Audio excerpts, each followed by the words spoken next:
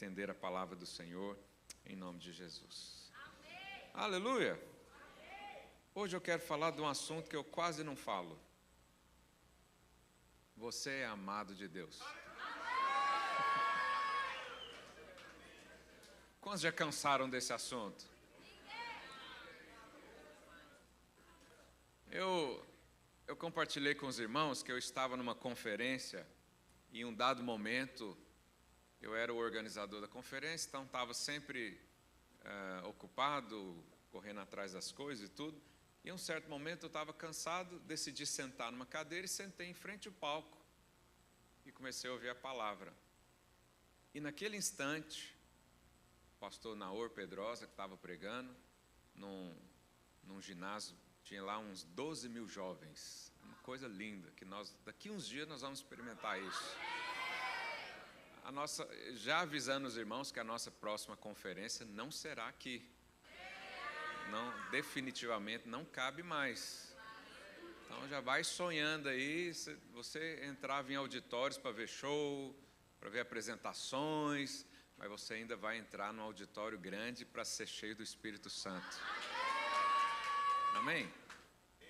Os estádios estão aí, não é só para o futebol, não. Um dia nós vamos estar lá. E aí sento lá na conferência, de frente para o pastor, e ele fala uma coisa que mudou completamente a minha vida. Ele lê primeira carta de João 4:7. Eu quero ler isso com você.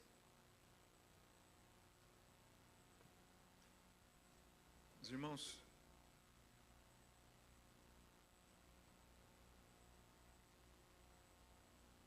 Primeira João 4:7. Vou só mandar aqui referência para os irmãos.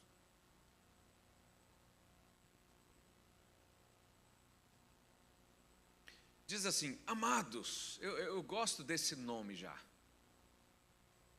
Lá em São Paulo, na nossa igreja, tem uma pessoa que chama todo mundo de Amadinho. Amadinha, vem cá, deixa eu te falar um negócio. Amadinho.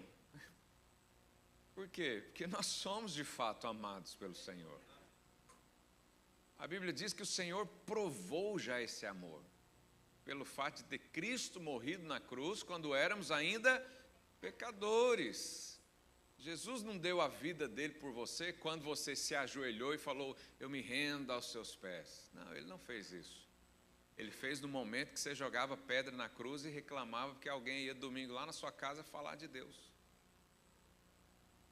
Então, João chama aqui os crentes de amados. Amados, amemo-nos uns aos outros, porque o amor procede de quem, irmãos? De Deus. O amor procede de Deus. Aleluia. E todo aquele que ama é nascido de Deus e conhece a Deus. Verso 8. Aquele que não ama não conhece a Deus, pois Deus é amor. Diga: Deus é amor. Então ele não tem amor para te dar. Ele deu a si mesmo porque ele é amor. Está entendendo? Por isso o amor de Deus é incondicional, porque não é um sentimento, não é condicional à circunstância, não é porque você fez ou deixou de fazer alguma coisa, é porque ele é. E a Bíblia diz que ele é imutável. Aleluia, você pode dar um glória a Deus aí?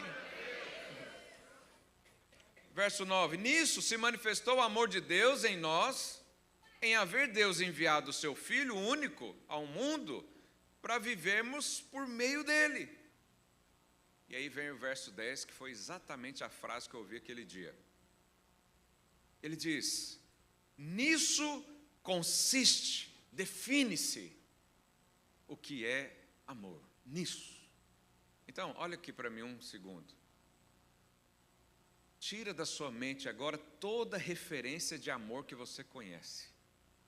Porque eu tenho certeza que muitos aqui conheceram um amor superficial. Muitos aqui conheceram um amor condicional, ou seja, eu te amo se você me ama. Se você me amar, eu te amo. Se não me amar, eu não amo mais. Se olhar para mim, eu te amo. Se você passar a não me cumprimentar, não te amo. Se você for bonzinho durante o ano, lá no final vou te dar um presente, vou dizer que te amo. Mas se for malzinho e fazer alguma coisa errada, nem vou olhar mais para a sua cara. Talvez a referência de amor que você tem é um amor que só aparece em raros momentos. Talvez o amor que você tem como referência sumiu. Seu pai te abandonou, a família acabou, aquela pessoa que te adotou já não quer mais você, sentimento de rejeição. E aí o apóstolo João vem e fala: eu vou fazer uma definição do que é amor. Aí ele diz: não é que nós tenhamos amado a Deus, mas em que Ele nos amou e enviou o Seu Filho como propiciação pelos nossos pecados. Então João está dizendo o seguinte: amor não é o que você sente por Deus. Amor é o que Ele sente por você. Amor não é o que você fez para Deus, é o que Deus fez para você. E até aquele momento da minha vida, eu já era líder, já estava treinando para ser pastor, mas não entendia isso. Eu ainda achava que, como Jesus mesmo resumiu o Velho Testamento e a lei em 2 preceitos: ame a Deus com todo o seu coração, todo o seu entendimento, toda a sua alma, em o tempo todo, todos os dias. Eu vivia em aflição porque eu não conseguia fazer isso. Como que alguém consegue amar a Deus em todo o tempo, com toda a sua força, com toda a sua energia? Você não consegue amar nem o irmão que está ao seu lado, que você vê. Como você vai amar alguém que você não vê? Esse é o raciocínio bíblico. E eu vivia aflito porque não conseguia. Então tinha dias que eu nem orava. Como é que eu vou levantar no meu lugar e vou falar: eu amo a Deus? Como? Você ama a Deus, falta todo culto, não tem compromisso com nada,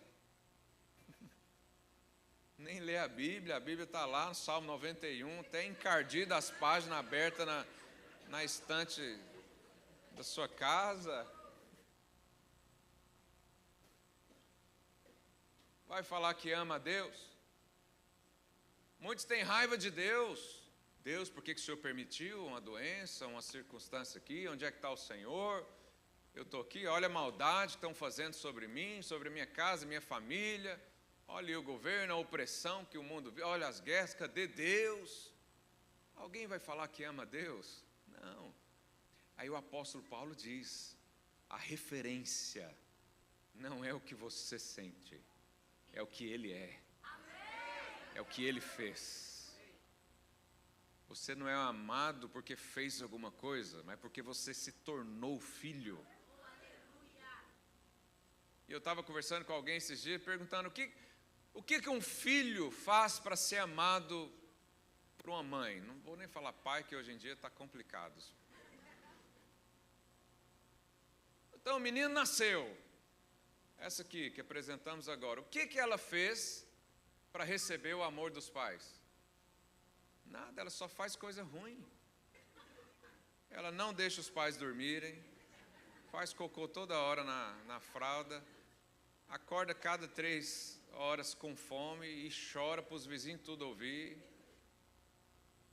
suga toda a energia da mãe, estressa todo mundo, os vizinhos então nem se fala. Se tiver cão em casa, até o cão fica estressado. Então, dá um gasto grande. Meu filho, primeiro, quando nasceu, eu tive que vender meu carro para comprar o leite dele. Meu carro de estimação.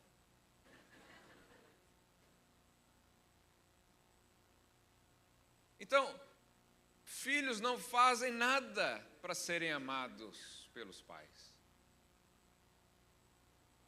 Por que você acha que tem que fazer alguma coisa para Deus te amar?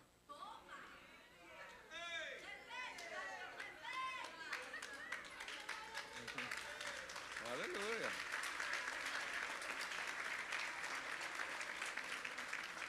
Jesus falou: se vocês que são maus podem fazer coisas boas, conseguem fazer coisas boas, se orgulham em bater no peito e dizer eu sou um bom pai, quanto mais o Pai Celeste, que é bom, esse é bom de verdade. Ninguém aqui é bom, mas Deus é bom. Então, tem um escritor muito conhecido, chama Philip Yancey, ele faz uma descrição da graça de Deus. Ele diz: a graça de Deus é o seguinte: nada do que você fizer vai aumentar o amor de Deus pela sua vida. É impossível Deus te amar mais, porque Ele já te amou com todo o seu amor. E ele diz um outro complemento, ele fala: também é impossível você fazer algo que diminua o amor de Deus. Porque o amor de Deus é constante, porque o amor não é um sentimento, não depende de época, não depende do clima, não depende das finanças. Ele é sempre constante, porque o amor de Deus não é um sentimento, é a sua própria natureza. E João diz: Ele é amor, Ele é. Então você não pode ser mais amado por Deus, você não pode ser menos amado por Deus, você só pode ser amado. E por isso João diz: amados, fala aí para o seu vizinho, amados, ouve essa palavra. Então Deus não te ama porque você é bom, Ele te ama porque Ele é bom. E há uma libertação, acredite. Eu nasci e cresci dentro da igreja, mas fui liberto ao entender o amor de Deus.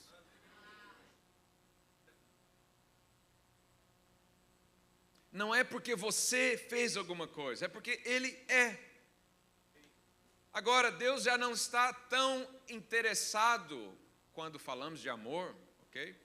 Quando a gente fala de propósito, sim, Deus está interessado no que você faz.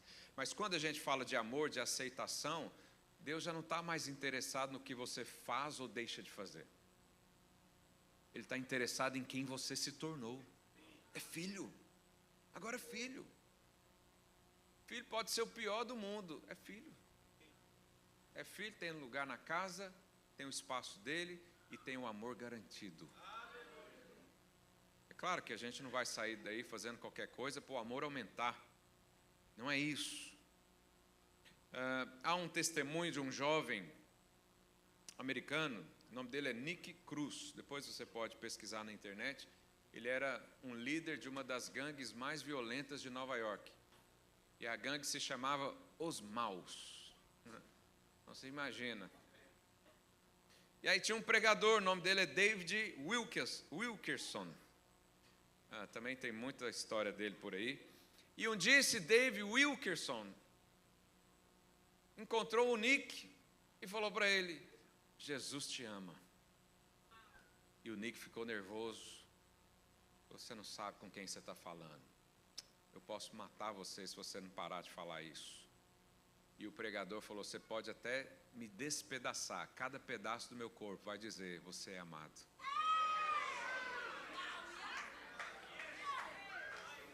Oh, aleluia. Precisamos de pregadores assim. Ousados.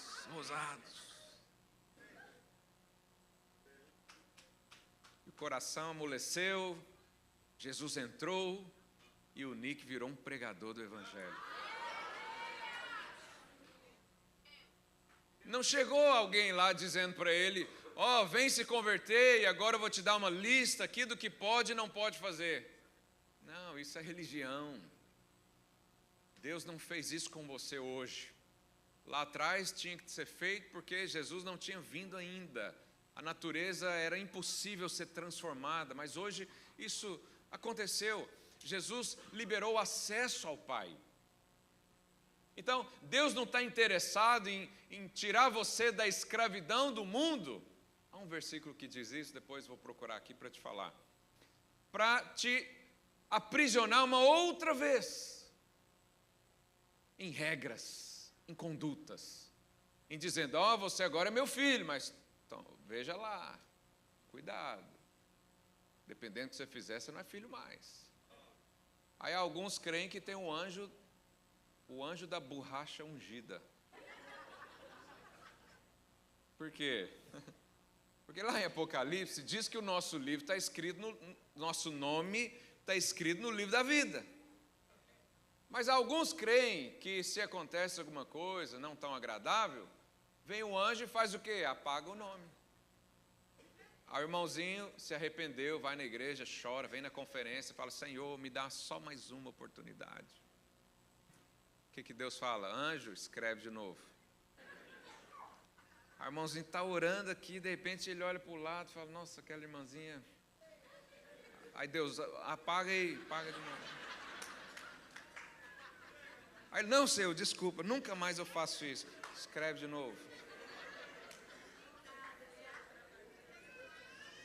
Tem gente que crê assim. Eu prefiro ficar com o que está na Bíblia. Eu lhes dou a vida eterna, jamais perecerão, e das minhas mãos ninguém os arrebata.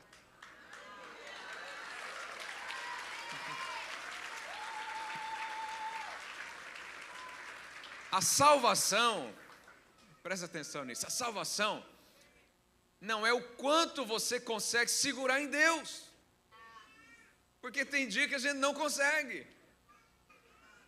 A salvação é o quanto Deus pegou você pelas mãos. E a mão de Deus, fala aí para o seu vizinho, a mão de Deus é forte. Você já ouviu isso em outros contextos. Cuidado que a mão de Deus está aí. Mas hoje eu quero falar, a mão de Deus é muito forte, capaz de segurar você por toda a eternidade. Aleluia! 1 Pedro, capítulo 2, verso 24. Vamos ler isso. A Bíblia diz, carregando Ele mesmo em seu corpo, sobre o madeiro, os nossos pecados, para que nós, mortos para os pecados, vivamos para a justiça. Por suas chagas, fostes sarados. Aleluia. Verso 25. Olha o que a Bíblia diz. Porque estáveis desgarrados, como o quê? Ovelhas. Presta atenção nessa frase. No Velho Testamento tem muitos nomes de Deus e muitas atribuições de quem é ou como Deus se manifesta. Então você tem Deus representado como uma rocha, não é? Então havia uma rocha que acompanhava os israelitas no deserto para dar água. A rocha era Cristo. Onde eles iam, a rocha ia junto. Olha que coisa impressionante. Deus também é representado por refúgio, fortaleza, não é? Por fogo. Quantos gostam aí do fogo? Deus também é representado como um rei. Mas você sabe o que mais exemplifica o desejo de Deus de relacionamento com o homem? É a figura de um pastor. Pastor de ovelhas. Aqui às vezes em Portugal, quando perguntam a minha profissão, eu falo que eu sou pastor. Eu não pareço pastor. Porque o pastor é aquele que vive lá no mato com as ovelhas. Então normalmente é um senhorzinho mais velho, uma aparência assim mais diferente. Você não vê um pastor de ovelha de terno. Então o pastor é o maior exemplo no Velho Testamento e também no Novo. Jesus diz, eu sou o pastor, né? Para nós entendermos como Deus quer se relacionar com o homem. E aqui no texto de 1 Pedro 2,25, ele diz, eu e você estávamos desgarrados como ovelha. E eu vou falar para você, se você pesquisar na internet sobre ovelhas, a ovelha nasceu para viver em bando. E quando ela está fora, pesquisadores descobriram que o cortisol dela aumenta muito. Sabe, você tem cortisol também. É o hormônio que gera estresse. Alguns têm mais, outros têm menos, mas todo mundo tem. A ovelha, ela não é como um gato. Você sabe, um gato está sempre limpo. Até um gato de rua está mais limpo que o pet de casa, às vezes. Porque ele se limpa, ele cuida, ele sobe e desce qualquer coisa. A ovelha não. A ovelha não consegue nem escolher o alimento, ela come erva venenosa. A ovelha, quando está gordinha, não estou falando de ninguém aqui,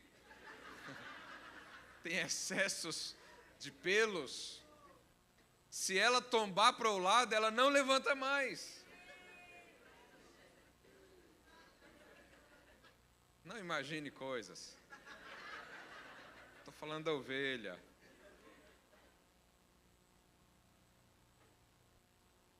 Então a ovelha necessita, diga, ovelha, necessita de um pastor. Então naquela época que as pessoas tinham mais acesso, né, à agricultura, a animais e tudo, quando falava pastor, eles sabiam quem era. Talvez você não tenha ainda essa visão. Mas quando Jesus se apresenta como pastor, ele está dizendo: aquilo que você precisa está aqui. O cuidado que você precisa está aqui. O acompanhamento que você precisa está aqui. A comida que você precisa está aqui. O cuidado, o amor, a proteção que você precisa está aqui. Porque eu sou o bom pastor. Mas Pedro diz então que nós estávamos desgarrados. E você sabe, a ovelha só fica doente quando ela se perde. Eu pedi meu assistente para fazer uma imagem para você. Agora eu estou tecnológico. Não é? Então, olha lá. Isso aqui, deixa a imagem, pode deixar a imagem aí, a pregação toda, para você fixar isso na sua mente. Ele diz, projeta lá o versículo, 1 Pedro 2,25, porque estáveis desgarrados como ovelha, agora, porém, vos convertestes ao pastor e bispo da vossa alma. Essa palavra convertestes, no original grego, ela é um verbo passivo, ou seja, a melhor tradução seria: você foi convertido ao pastor. Porque ninguém chegou até Jesus, Jesus chegou até você. Era impossível uma ovelha perdida voltar para o seu pastor. Ele teve que ir lá, pegar você e colocar nos ombros e trazer de volta. Ovelhas não voltam. Esses dias alguém estava me contando de um gato que tinha sumido, eu não lembro quem foi. 2 semanas depois voltou. Mas ovelhas não fazem isso. Se ela se perder, acabou. Mas glória a Deus, porque o Salvador do universo alcançou você, pegou você pelas mãos, agarrou você, te limpou, te cuidou, tirou as feridas, colocou remédio, te levou a pastos verdejantes, te protegeu, te colocou nos ombros, e Ele agora é pastor e bispo da sua alma. Você foi convertido a Ele, você foi direcionado para Ele, você foi achado por Ele, e dali jamais sairá. Então não foi você que voltou, você foi trazido de volta, você foi convertido ao pastor. Quem é que fez isso? O Espírito Santo. Era impossível você achar o caminho de volta, por causa das transgressões, por causa do pecado, por causa do seu próprio peso. Era impossível. E eu quero ler com os irmãos Lucas capítulo 15, de 3 a 7. Aqui são ensinamentos de Jesus. Olha o que ele diz. Então lhe propôs Jesus essa parábola. E o verso 4, Jesus começa com uma pergunta. É interessante que a gente normalmente avalia o texto, só o assunto, mas esquece às vezes de um detalhe. Mas Jesus está perguntando: qual dentre vós é o homem? Por que Jesus pergunta isso? Porque ele está mostrando que não existe esse homem.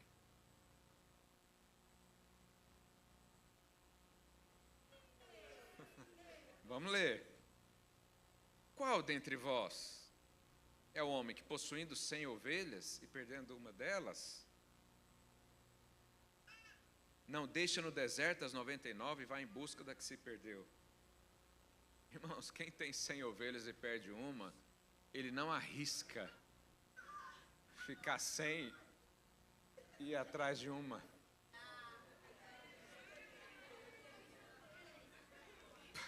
Por isso Jesus está perguntando, quem é que faz isso?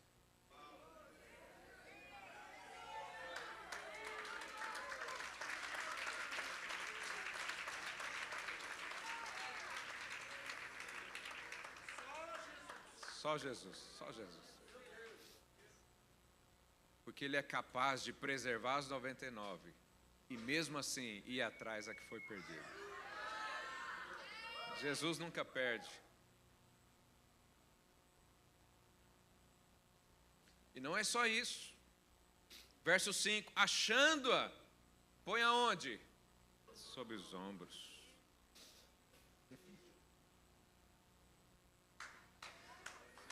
Você, além de ser achado, você não voltou pelas suas pernas. Você foi carregado. Você não tinha força para achar o caminho de volta. Você não tinha força para sair do buraco onde você estava. Ele fez tudo. E não parou por aí. É interessante que a Bíblia diz que colocou sobre os ombros cheio de júbilo. Quem é pai aqui, pai e mãe? Quando você vai buscar o menino, que ele aprontou na escola, você vai lá resgatar o menino na secretaria da escola, você vai cheio de júbilo?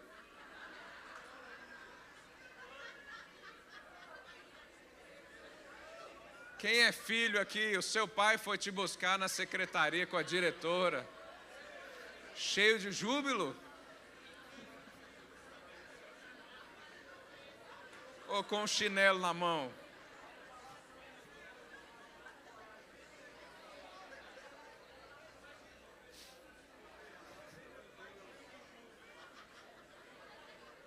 Meu pai era uma pessoa muito sábia, ainda é, né?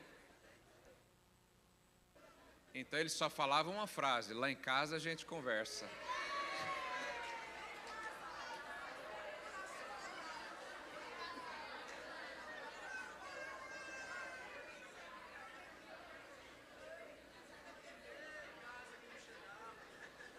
Era o caminho mais longo da vida. Ia passando as árvores, você ia vendo os passarinhos cantando.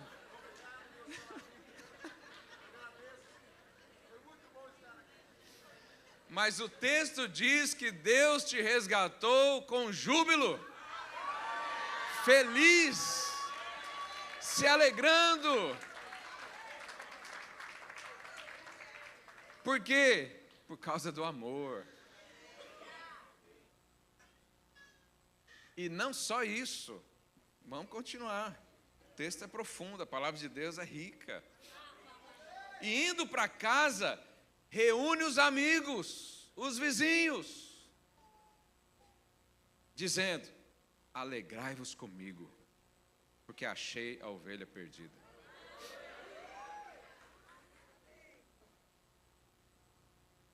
É difícil um pai reunir amigos para jubilar alguma coisa do filho. Não é porque ele se perdeu,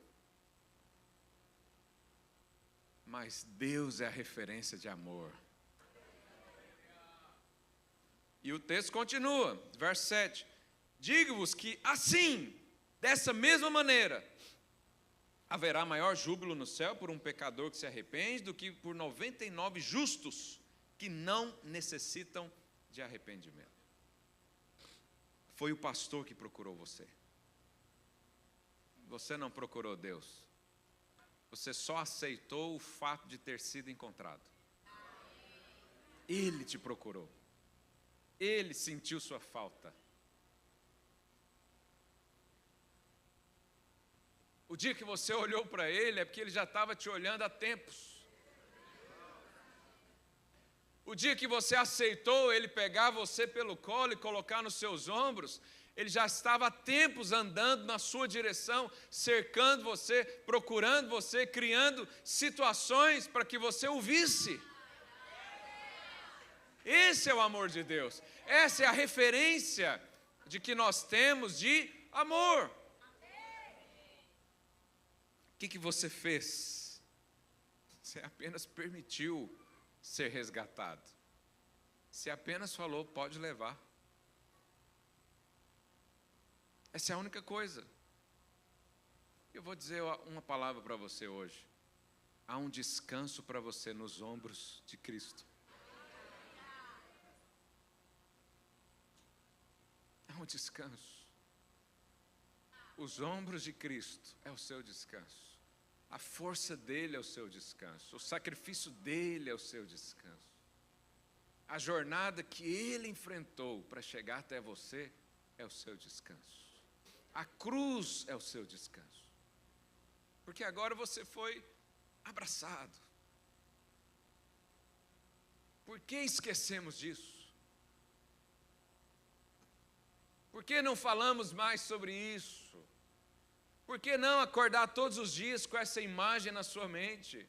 Olha aí o pastor sorrindo com você nos ombros. O que ele espera que você faça? Sorria também. Essas são as boas novas. O Senhor decidiu te encontrar. Ah, pastor, mas você não sabe onde eu estava. Nem quero saber. Eu só sei que alguém foi lá e te pegou. E que isso agora é passado. Isso agora é velha vida. Agora é só testemunho. Pastor, mas se eu me perder de novo? Aí o bom pastor chega e fala, agora você vem, miserável. Já te trouxe uma vez, não trouxe mais não. Não trago mais não. Não. Ele está sempre convencendo. Convencendo, falando, sussurrando, chamando. Deus é o Deus da segunda chance, da terceira chance. De quantas você precisar. Porque Ele te achou. Falei para o seu vizinho, descansa hoje nos ombros de Cristo.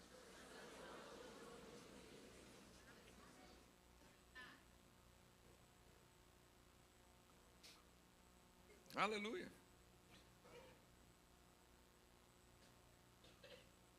Nós temos um exemplo, e quando nós falamos que a referência bíblica de liderança é pastor, é interessante que a Bíblia diz que Davi foi escolhido para pastorear. Vamos ler isso?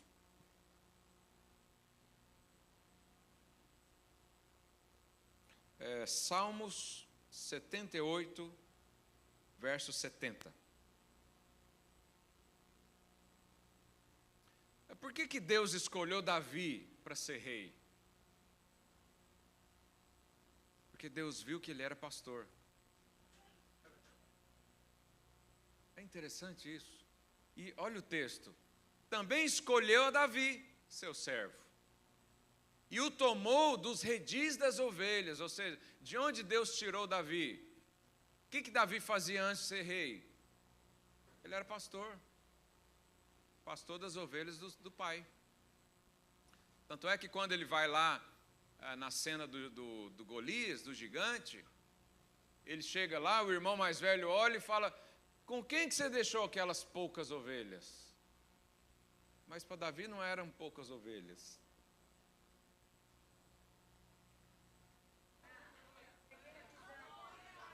Em certo texto ele diz, são as ovelhas do meu pai. Esse é Davi. Deus escolheu para ser rei, porque era pastor.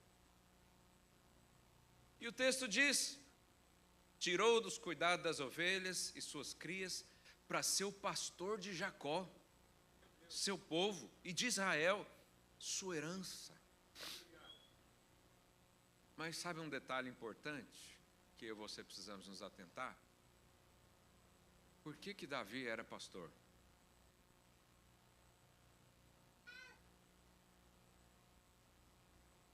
Vamos lá, pensa. Eu estou no caminho da sabedoria, né? Já avisei os irmãos, o sábio faz perguntas. Por que Davi era pastor? Aí, projeta lá, Salmo 23. Vou te falar por que Davi era pastor. Porque ele dizia, o Senhor é o meu pastor. Ele era pastoreado. Ele sabia o que era alguém cuidar dele. Ele sabia a importância de ser ovelha. Ele sabia os benefícios de ser ovelha. Ele sabia o que era ser cuidado e carregado nos ombros por alguém. E por causa disso, Deus o escolhe e fala, esse é igual a mim.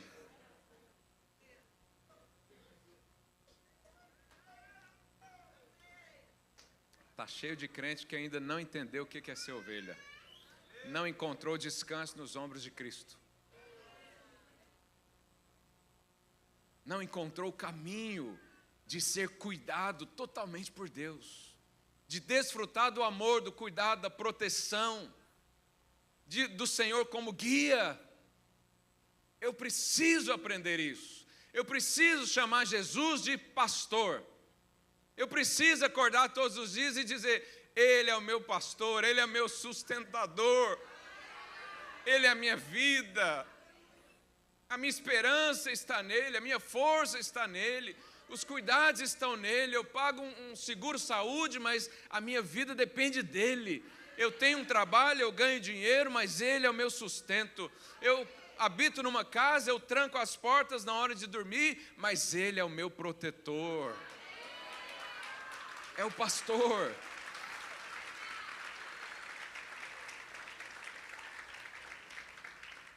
Antes de tudo, antes de fazer qualquer coisa,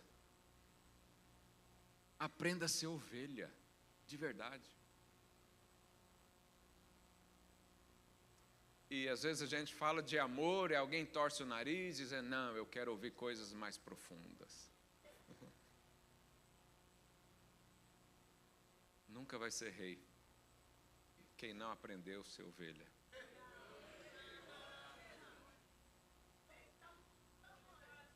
Saul está aí de prova. Saul foi levantado rei, mas não era ovelha. Qual é a referência que você quer para você? Eu quero ser como Davi. Antes de tudo, receba amor.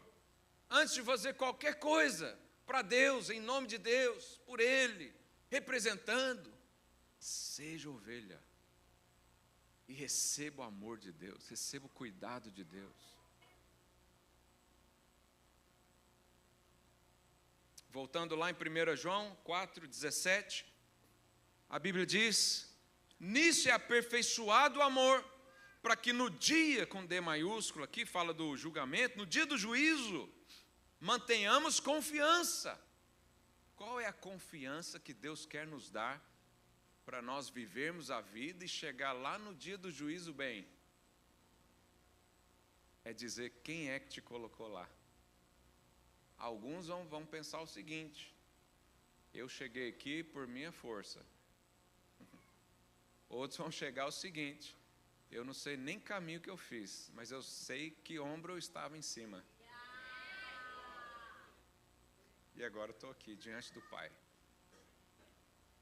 Aí João está dizendo, há uma confiança. Qual que é a confiança?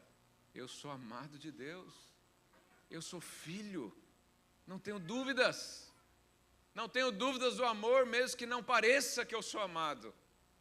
Mesmo que há perdas, há tribulações, há problemas, e vem uma voz dizendo aí, ó, se Deus te amasse, por que você está passando por isso? Não dou a mínima para isso. Eu sei quem eu sou e sei quem meu pai é.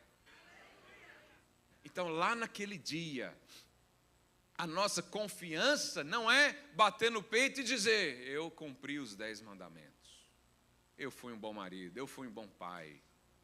Todo mundo que chegar assim vai ser envergonhado. E a Bíblia diz que Deus, com um sopro, vai só soprar e não vai sobrar mais nada. Mas vão ter aqueles que vão chegar lá dizendo: eu estou aqui por causa dele. Essa é a minha confiança. Ele me colocou nesse lugar. Ele me deu essa herança. Ele me deu a vida.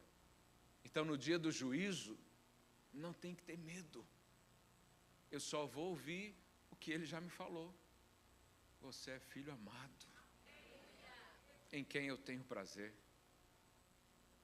Quantos querem ouvir isso também?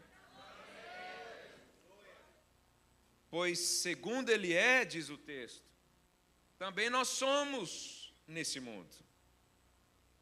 No amor não existe medo. Antes, o perfeito amor lança fora o medo. Ora, o medo produz tormento. Logo, aquele que teme não é aperfeiçoado no amor. E no verso 19, ele fala algo que Davi já sabia. Nós amamos porque ele nos amou primeiro.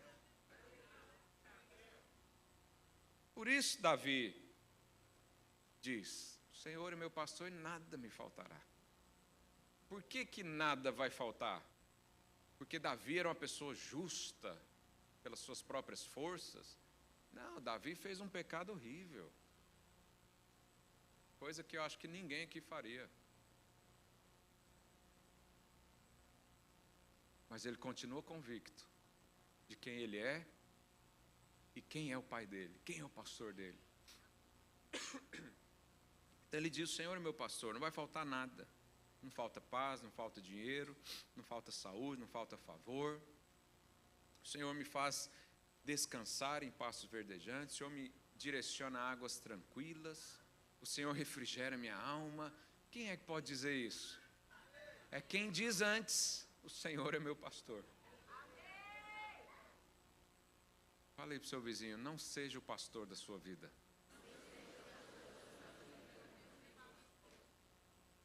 Tem gente que não aceita isso. Ele fala: não, eu quero conquistar pelo meu esforço. Eu quero dizer que fui eu. Então tá bom, fique em paz. Mas no dia do juízo você vai ter muita dúvida. Mas acho que não é o seu caso. Então, hoje eu vim aqui falar para você: vive uma vida sabendo que é amado, sem dúvidas. Ah, pastor, como é que eu sei disso? Lê a Bíblia, está escrito. Todas as provas estão aí. E eu digo mais: se você quiser que Ele te mostre, Ele vai fazer isso. Porque a Bíblia diz que o Senhor derrama amor no nosso coração. Derrama amor do nosso coração. Ele diz lá em João 10:10: o ladrão vem somente para roubar, matar e destruir.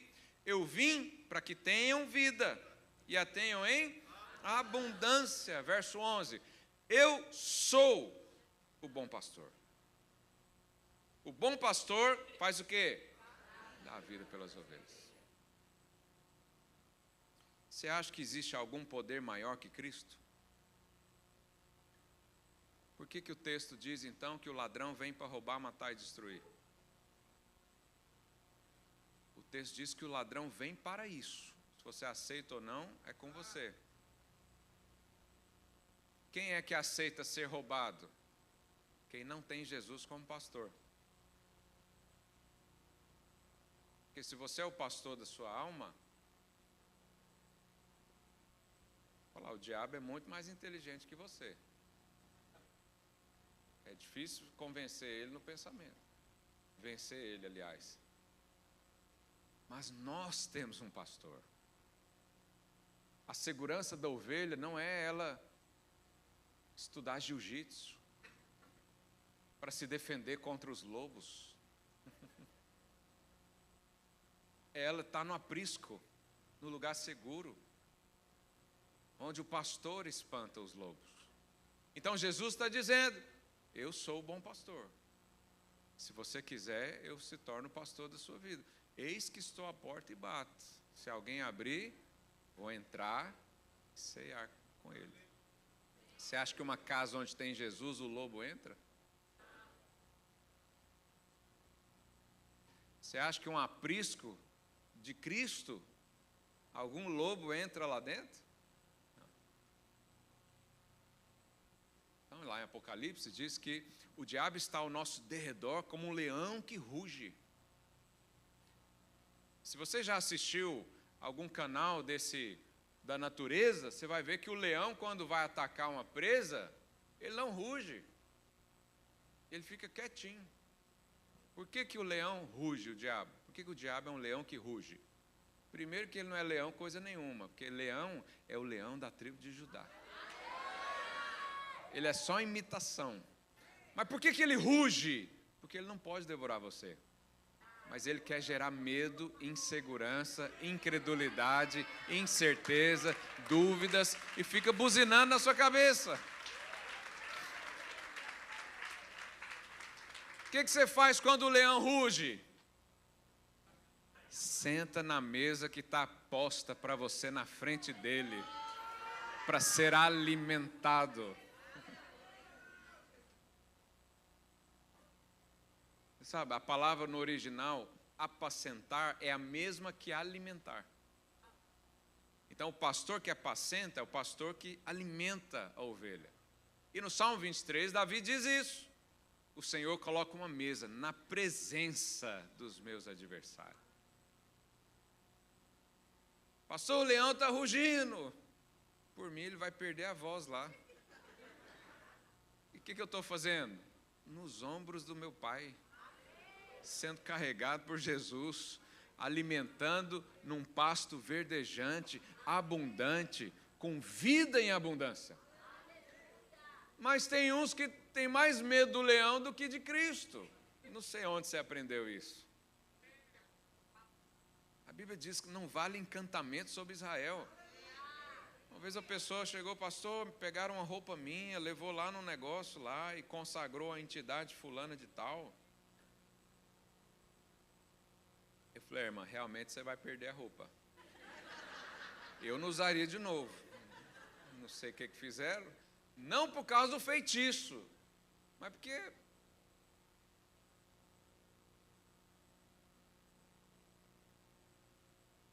Aí um dia a gente estava no encontro, pregando sobre libertação, uma pessoa na frente falou, pastor, não fala muito do diabo não, senão ele vai ouvir que a gente está falando dele, ele vai vir aqui.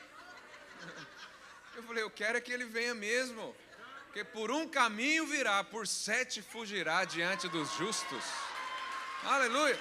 Maior é o que está em nós do que o que está no mundo. O desejo de Deus é cuidar de você. E acredite, se você tem um pastor, nada faltará. Inclusive conquistas, vitórias. Nada faltará, nada. O que é nada? Explica aí para o seu vizinho, o que é nada? Jesus está falando que vai faltar nada.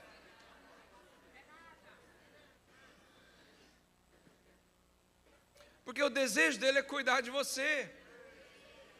Mas alguns rejeitam o cuidado de Cristo, alguns rejeitam o amor de Deus na cruz. Alguns rejeitam o desejo de aproximação do Pai.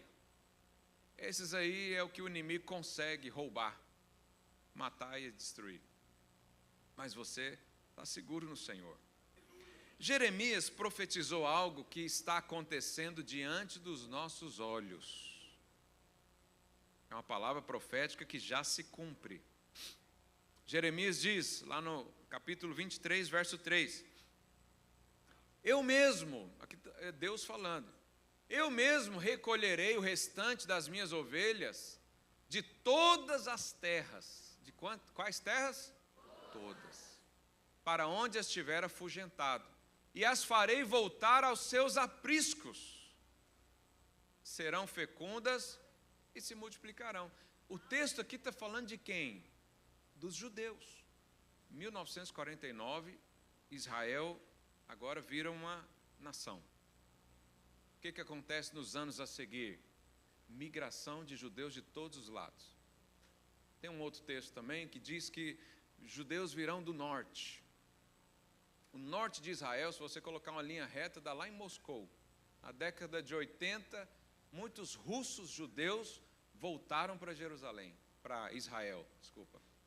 Então isso está acontecendo diante dos nossos olhos. O verso a seguir. Levantarei sobre elas, o que, irmãos? Pastores, que as apacentem. Lembra que apacentar é o mesmo do que? Alimentar. Deus está dizendo, eu quero juntar meu povo, e vou juntar, e entre eles vou levantar pastores. E elas jamais temerão, nem se espantarão, nenhuma delas faltará, diz o Senhor. Você sabe a maneira de Deus cuidar de você? É colocando um líder na sua vida. Vê se seu líder está aí do lado dele. Cutuca ele e fala, você é o enviado de Deus na minha vida. Você é o pastor que Deus colocou para cuidar da minha casa.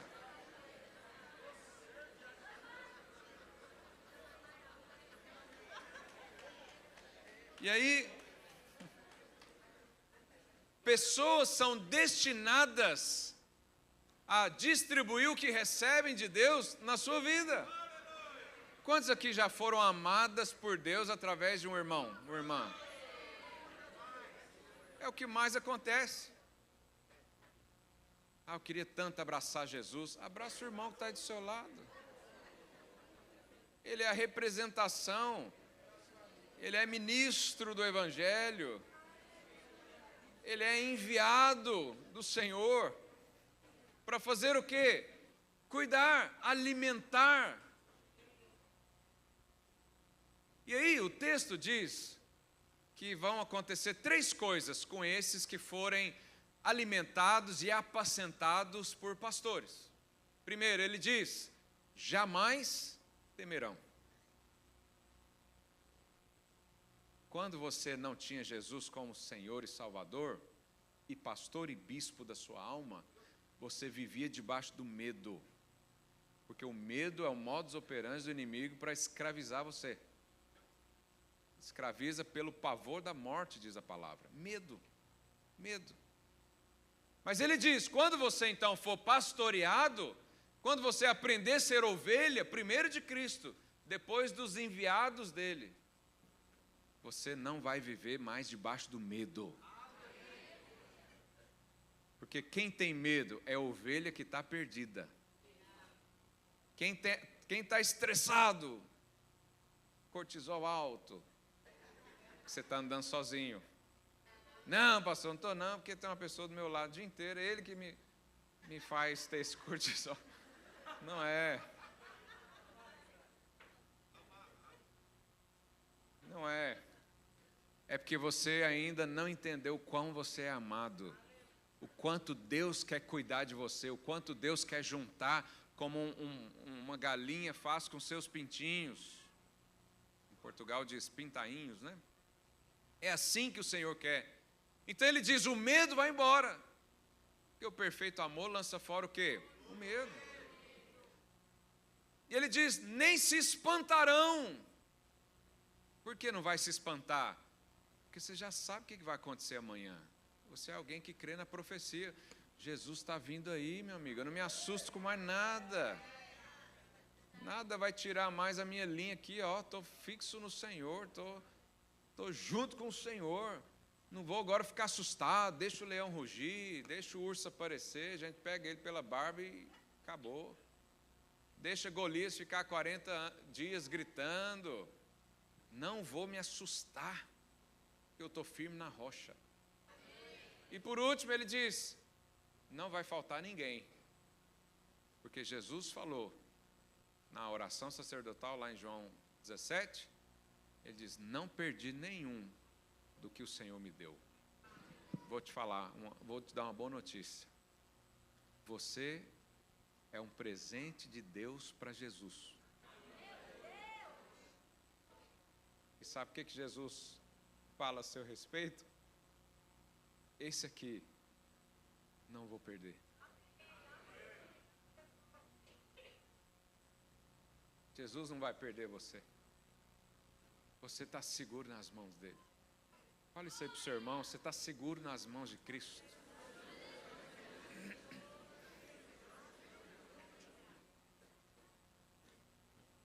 Lá em Apocalipse, capítulo 7, os irmãos do louvor já podem subir. Já está chegando a minha hora.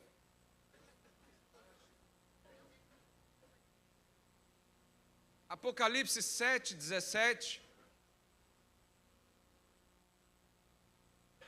Pois o Cordeiro se encontra no meio do trono. Quem é o Cordeiro? Vamos lá, quem é o Cordeiro? Jesus. Ele está no meio do trono. E a Bíblia diz que Ele nos apacentará e nos guiará para as fontes da água da vida. E Deus lhes enxugará dos olhos toda lágrima. Olha que interessante. Jesus não só te salvou, Ele se tornou o guia para águas da vida. Ele não só deu o passaporte do céu, como alguns creem. Alguns creem assim, não, Deus só te salvou, agora a manutenção da salvação é com você. Deus só te deu o passaporte e o visto do céu. Agora como você vai chegar lá é por você. Não. Ele te deu a salvação e decidiu apacentar, guiar, cuidar, conduzir você a águas da vida. E o que vai acontecer? As lágrimas serão enxugadas. Porque o Senhor é meu pastor e nada faltará. Você está deixando Deus cuidar de você?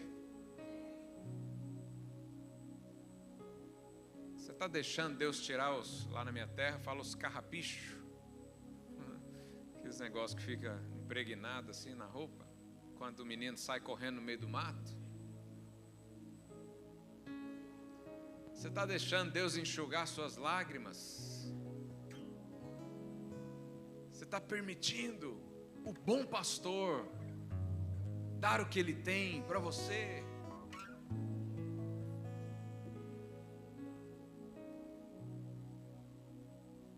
Repara na beleza desse texto, porque ao mesmo tempo que fala do Cordeiro, também diz que ele vai reinar.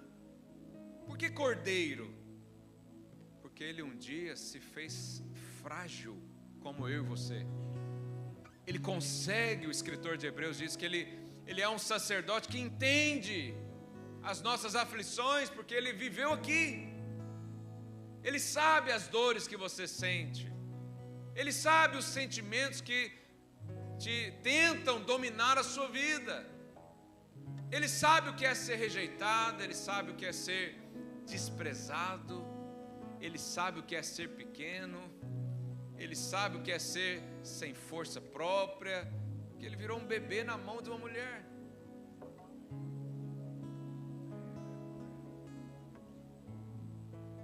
Mas esse sacerdote que compreende você, ele também se sentou no trono.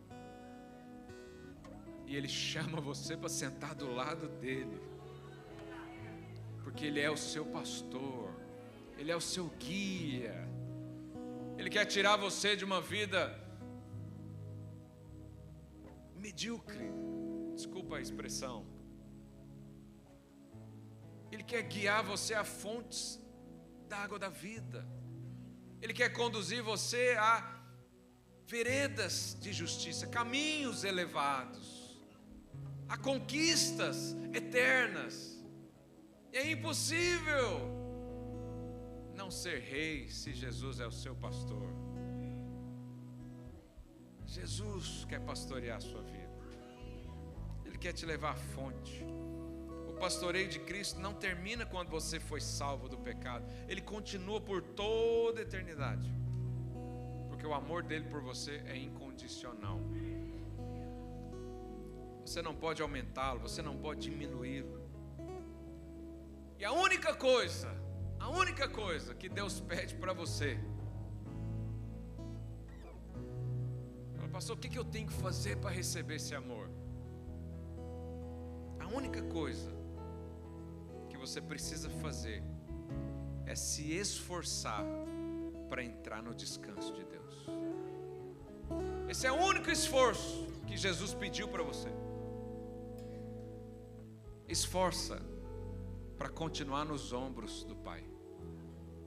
Esforça para continuar na dependência do Pai. Esforça para acreditar mais na palavra de Deus do que nos seus sentimentos.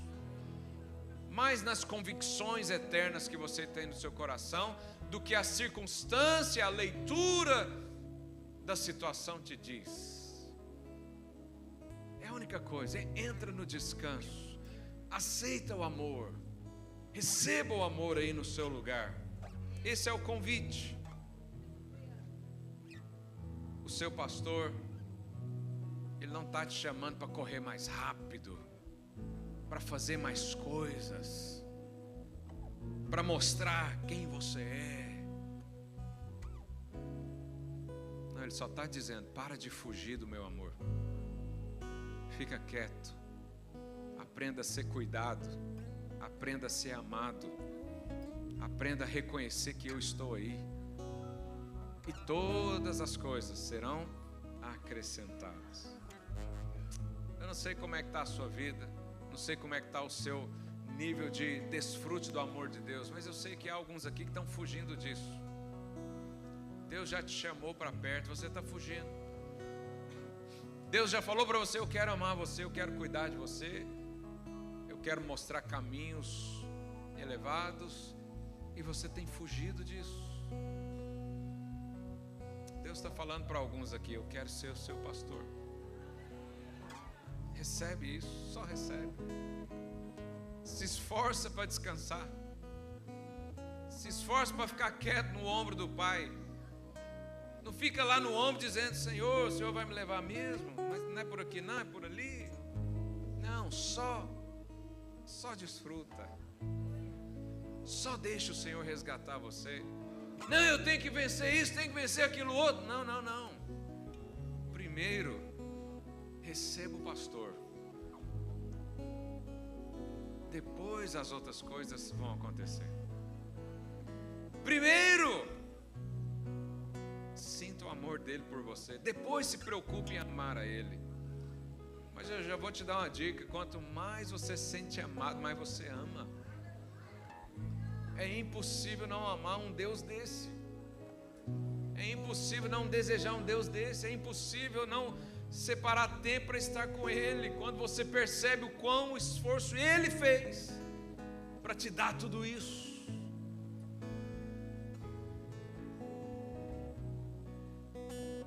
Se você está exausto de tentar ser bom o suficiente para ser aceito, de fazer coisas para se sentir digno de recebê-lo, se você está exausto disso, hoje mesmo há uma boa notícia para você: Ele não está pedindo nada disso. Ele só está falando: fica quieto e deixa eu te carregar. Fica quieto, não atrapalha não. Deixa eu te carregar. Deixa eu te colocar nos meus ombros e te levar aonde eu quero que você esteja. Há projetos mais elevados, há coisas que você nunca sonhou, nunca imaginou, nunca pensou, nunca planejou, mas no ombro de Cristo você vai chegar lá.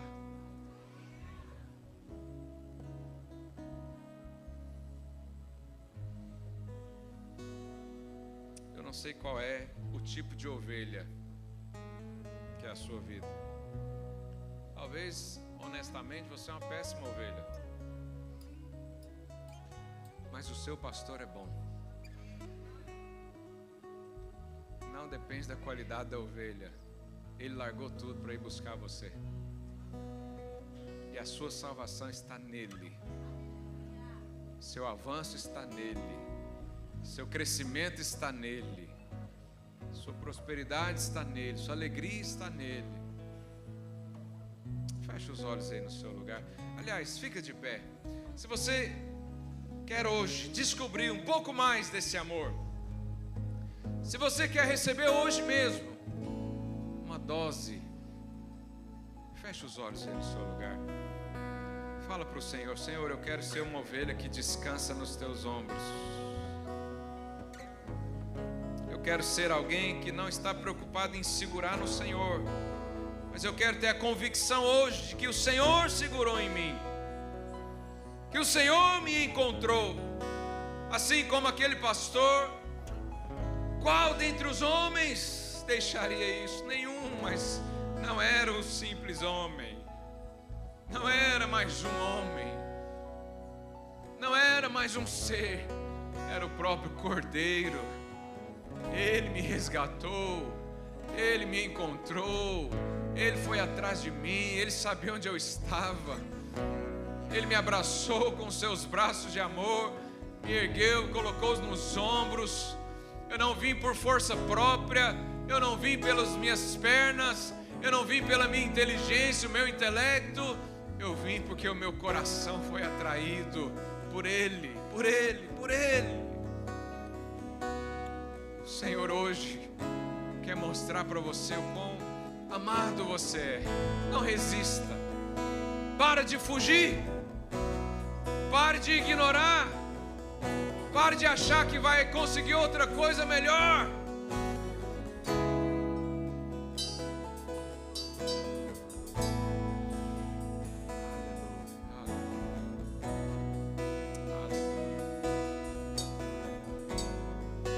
Eu quero orar por pessoas que você sabe que estava fugindo do amor de Deus. Se você tiver coragem, sai do seu lugar, vem aqui à frente. Jesus teve coragem de morrer nu numa cruz por você.